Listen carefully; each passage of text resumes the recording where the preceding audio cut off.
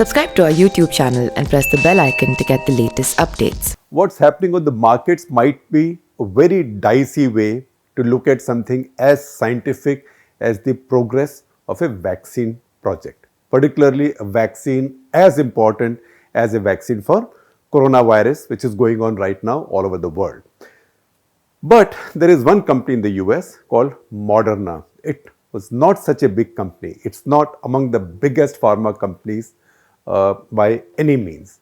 But this company, between say Feb 23 this year and now, that is in just over Feb to March, March to April, April to May, in less than 3 months, its stock price has gone up 5 times, about 5 times.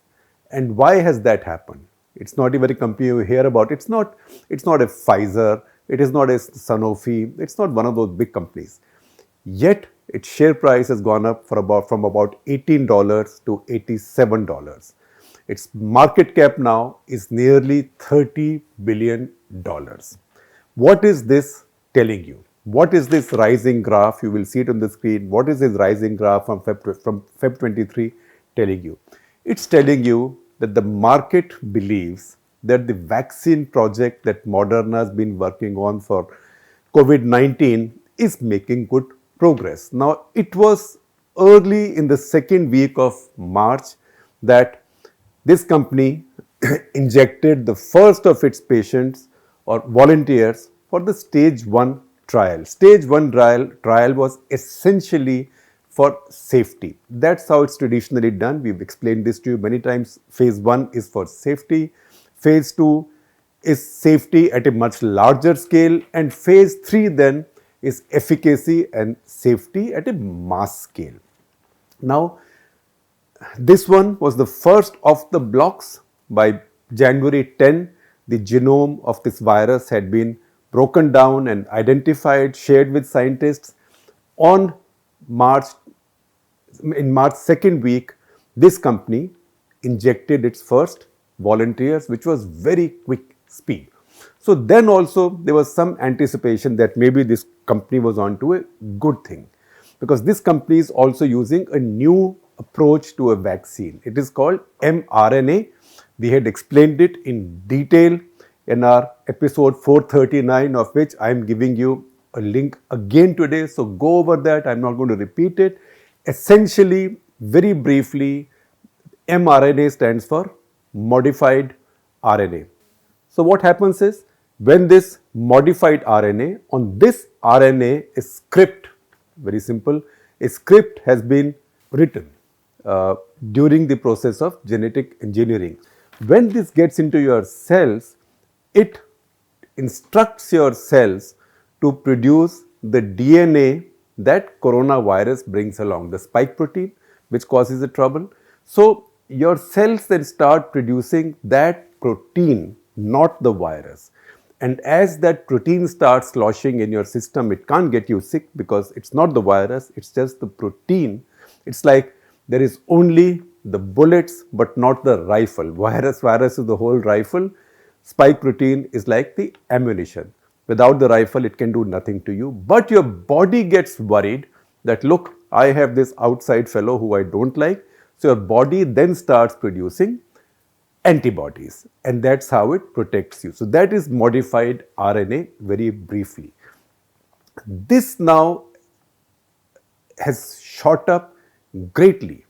Until 2 weeks back, we had said that the Oxford University project, Oxford University at Jenner Institute, was ahead in this race. But suddenly now it looks like that the Moderna project is stealing a march. And what's happened now is, the reason this has happened is that the first results of their stage 1 trial have come out. First of all 45 volunteers who were injected are safe. There is no adverse reaction. So that's a big deal. That means safety to quite some extent has been sorted out. Second, they are now assessing these volunteers for the antibodies in their blood, antibodies against coronavirus. They have by now been able to assess 8. All 8 have shown a large amount of antibodies for coronavirus in their bodies. In fact, in their case, the amount of volume of antibodies found is even more than the number of antibodies produced by people who actually had COVID-19 infection and recovered from it. So this is a very encouraging finding. Now there are many questions. How long will this immunity last?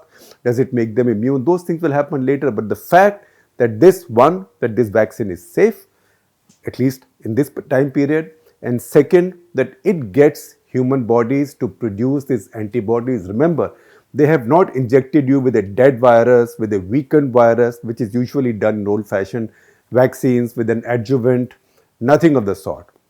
What they've done in this case is actually sold your body a dummy. They've just given you some fake RNA manufactured or designed in a lab through genetic engineering, and your cells start thinking that I have to produce this protein. Your cells start producing a protein that your body doesn't like, so the same cells start producing antibodies against it.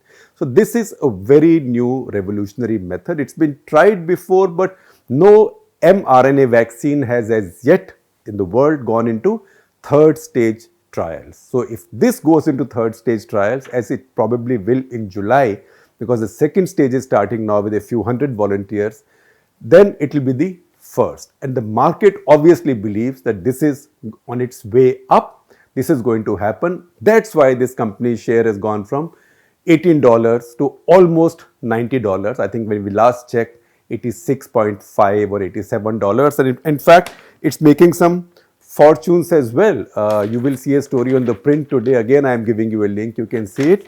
It's a story that tells you that two scientists, one is an MIT professor, Bob Langer, who owns 3.2% of the shareholding in this company. The value of a shareholding is already $1 billion. That is what science does to you in a good scientific private sector environment. That's how you marry science with the markets. And markets are a tough master, but the markets are fair. So good science is being rewarded. Unfortunately, we don't see that happening enough in our country. Forget enough, it hardly ever happens in India, because in our country, most of the science is in government labs. Private sector doesn't do any real cutting edge science in India, barring a few companies here and there. It's a new phenomenon, but not enough. So we are waiting for Indian private companies also now to discover new big molecules. So once again, scientists there can become billionaires. Now there is another scientist there, Moncef Slaoui. You will see the spelling, it's a tough name to pronounce. Moncef Slaoui. He's given up a bunch of shares that he had in this company as stock options because he's joined Donald Trump's Operation Warp Speed. That is the task force that Donald Trump has set now to produce speedily a range of vaccines. Because I think he also, everybody wants a quick vaccine, but he also realizes that this might be key to his election prospects as well. So Moderna has now gone ahead. It's also an interesting vaccine in the sense that it can be scaled up quite quickly, because you just need a very tiny bit, a wee bit of this to be injected in a human body. So there's a German company called CureVac, which had worked on the same route for a rabies vaccine, anti-rabies vaccine. And the head of that company says that even if you have 1 gram of this basic material, mRNA, with 1 gram, you can immunize 1 million people. So maybe a few hundred grams and you can immunize the entire world. It takes time, it will take still time, because the world would need at least 5 billion, 5 to 600, 700 crore of these vaccines in quick time, and that will take time. Now there is bunch of other vaccines. We've spoken about some of those earlier, but some are progressing. Sinovac, that's a vaccine in China. That is a chemically inactivated virus which had been tried earlier, 16 years ago, with SARS. It's chemically inactivated, but then attenuated with alum. Alum is what in Hindi you might call fitkari. That's been found effective with monkeys. So that is the other thing that is progressing. Also in China, there is CanSino, that's a company. They've come up with an adenovirus vector, that is a common cold virus, which again they are twisting to create immunity in your body, an immune reaction to coronavirus. The Chinese are trying very hard, one, because they have a guilty conscience, obviously, and second, because it's a big commercial prospect. So, in fact, Chinese leaders, including Xi Jinping, have been saying that China will be the first with the vaccine, and China now owes it to, now I'm adding, China owes it to the world to save the world. So they are now saying, we'll give you the money, we'll give you the vaccines, etc., etc. Now, there are two interesting things that are happening in India, or two and a half interesting things. One, we've been telling you about Indian company Serum Institute, which is the world's largest vaccine manufacturer, uh, starting to work on Oxford University's vaccine. Oxford University is an adenovirus, a cold virus vaccine, cold virus based vaccine, but it's not the cold virus taken from a human being. It's a common cold virus, but taken from a chimpanzee. And that is then twisted to create an immune reaction. That said, some mixed results. There was one experiment on monkeys in Montana in the US, where all the rhesus monkeys who were given this vaccine and were later bombarded with coronavirus did not get infected. They had complete immunity. Now, another experiment has shown that the monkeys do get infected. So that looks like bad news, but, and medical research is also a cruel thing, particularly for animal lovers. So don't turn up your noses. That's how research is done. After they had been infected, they were killed, culled, killed, and cut open. And when they were cut open and their lungs were studied, it was found that even though they got infected, their lungs were unaffected, which means they did not get pneumonia. So maybe even if it did not protect them fully, it lessened the intensity of the disease. So this again is quite far ahead. In fact, as I understand, Oxford University has now subcontracted this to a multinational drug company, not by way of selling the patent and making a lot of money, but so that they can now negotiate from country to country to give out these contracts. I believe the company is AstraZeneca that's doing it. So this is, we know that Serum Institute had said that they are starting to produce these in large numbers in anticipation of clearance, even if the risk is that this will not be cleared and this will be wasted. So a couple of days from now, on Thursday, I have an off the cuff with Adar Poonawalla, who's the chairman and CEO of Serum Institute. Please tune in for that.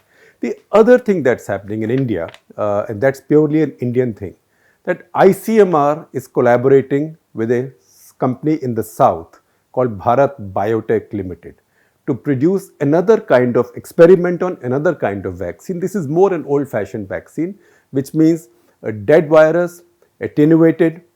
As I understand, ICMR has given liters of this virus to this company, Bharat Biotech, and they are going to be starting to conduct tests very soon. Now, why Bharat Biotech? Because again, it's something that I've only learned lately, so I'm sharing it with you. To be able to play with live viruses, you need the highest level of clearance. Any lab that deals with viruses, bacteria needs a level of biosafety clearance. For example, a normal path lab to which we will go will perhaps have biosafety, or BSL as it's called, biosafety level 1 or maybe 2 if it is going to check you out for cultures and things. But very few labs around the world have BSL 3 clearance. BSL 3 means you can then be sloshing about literally in live viruses, which means you have very specialized clothing for your workers. You have something called a LAF, which is laminar air filter, so that everything remains inside one place. Just to explain to you, BSL 2 will be something like the kind of environment in which we might be tested for coronavirus, which means the person who tests you is in a certain kind of clothing like a PPE and then takes it out. This goes into a container so that the virus can't escape. That is BSL 2. BSL 3, those PPEs are also of a different type, which have their own oxygen, etc., etc. That's like a space suit. So Once again, science is interesting, so I'm sharing this with you. So BSL 3 is the clearance level that Bharat Biotech has, I believe, and that's why ICMR has gone with them. That's on, and there is another firm in America, Inovio, which has made claims that they have made progress, and their method is again of a different type. They use a DNA vaccine. Inovio is also in negotiation with some Indian companies to start producing in case they find clearances, but they are some distance away as yet. That's why you see that their stock price has gone up a little bit, but not that much. Having said that, Inovio has a DNA vaccine. It's not usually possible to get DNA into someone else's cells. So, what is the process you can use whereby you can get into DNA, get DNA into another person's cells? So, Inovia has a method that it has used. It's a method discovered in the 70s, but now being applied for this vaccine. This is called electroporation, which means you use a tiny bit of current, which temporarily opens pores in your cells and DNA gets in, and then the DNA starts doing its stuff inside to create an immune reaction. So this is what's going on right now. Are we going to have a vaccine soon? Nobody knows. So we have two statements. Boris Johnson said it's possible that we will never have a vaccine for coronavirus. Now that's worrying because he's the Prime Minister of Britain. He should know what he's talking about. But around the same time, we've heard a statement also from Anthony Fauci, who's the head of infectious diseases and a big virus fighter in America. So I heard his testimony to the US Senate, where he was asked squarely by a senator, so tell us, Dr. Fauci, are we unlikely or more likely to get a vaccine in the next year and a half? And Dr. Fauci said, deadpan, very serious face, he said, I think it's more likely than not that we will have a vaccine in that much period. Then he also explained why he's so optimistic, because he was asked that it's not so easy to get vaccines so quickly, and there are other viral diseases for which vaccines have not been found. And he explained that the difference is, and what encourages him in the case of COVID-19 is that people who are getting COVID-19 are able to fight off, kill and expel the virus, which means in 2 to 3 weeks, virus is not there in their bodies. So if a human body can fight off a virus quickly and conclusively, so should a vaccine be able to do it. You want to see a comparison. AIDS virus, HIV. Why is it so that a vaccine has not been found for HIV? Because human immune system cannot fight off the HIV virus. What does a vaccine do? Vaccine gets the human immune system to produce antibodies to fight and defeat a virus. If human bodies are not capable of producing antibodies to defeat a certain virus, as say the HIV is, then it becomes very difficult to get a vaccine. But now that you have evidence, Dr. Fauci said, that human bodies can defeat this virus, which means human bodies can produce antibodies to defeat this virus, and you now have a vaccine. If you get a vaccine, that can get human bodies to produce those antibodies without getting infected, then you have a virus. And he said that is the reason I believe that more likely than not, we will have a vaccine in a year or a year and a half. So I'd rather go with the scientist than with Boris Johnson.